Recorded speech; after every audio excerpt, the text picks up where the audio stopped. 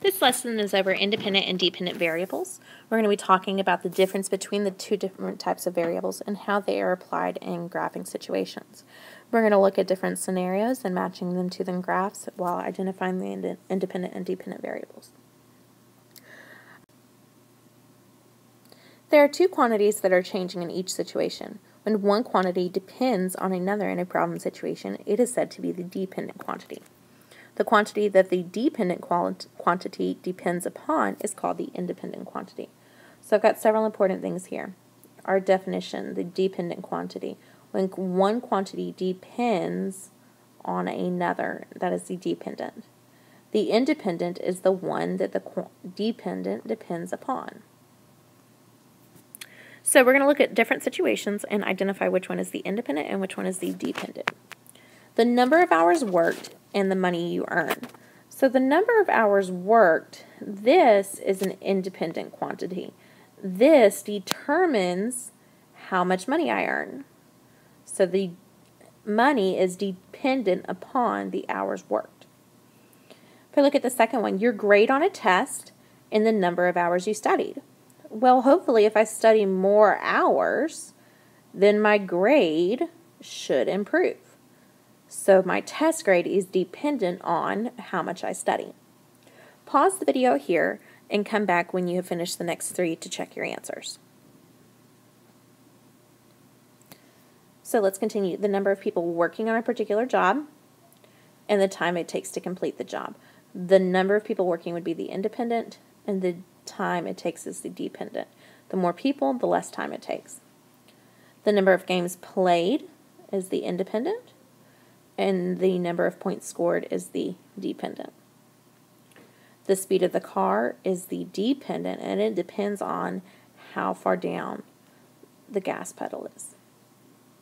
So this is just a quick overview of identifying the independent and dependent variables. Okay, the independent variable always causes change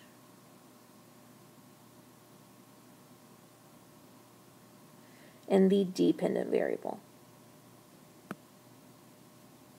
So the independent causes something to happen. Okay? You can also think of the independent as the input, also as the cause, and this is before. Those are some synonyms you might hear. The dependent would be the output, the effect, and after. When we are graphing this in a situation, if I have a graph that looks like this, just a very basic graph, the independent is always going to determine what the dependent looks like. And when we graph coordinates, we graph the x and then the y. So the independent is always your x axis, and the dependent is always your y axis. So today what we're going to do is we're going to read different scenarios, pick which graph it belongs to, and then identify the independent and dependent quantities and labeling them in our graphs. In our first paragraph, something's fishy. Candace is a building manager for the Crowley Enterprise office building. One of her responsibilities is cleaning the office building's 200-gallon aquarium. For cleaning, she must remove the fish from the aquarium and drain the water. The water drains at a constant rate of 10 gallons per minute. So in the graphs that you have, you should notice that graph H matches this situation, and there's several things that can tell us this. At this point up at the top, this very maximum point, that's when it's completely full. We can notice that it's a downward slope, or it's a downer graph, meaning that it's losing something, and it's a straight diagonal, meaning it's constant. So it's losing something at a constant rate. Okay, down here would be where it's starting to empty, and it would continue on until, it was empty at 0.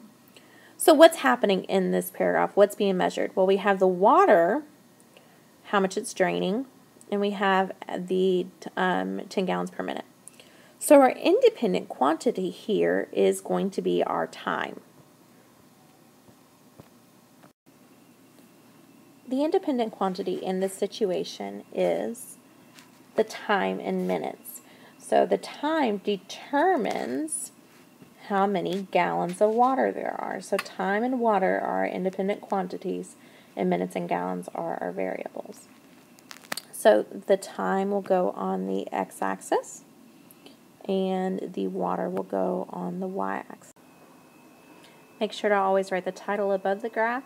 In this case, something's fishy. So your directions are to cut out each graph and analyze and match each graph to a scenario and tape it to the paper. Determine the independent and dependent variables for each situation. Label the x and y axis appropriately with the label and the unit of measure. Then label the title of the graph.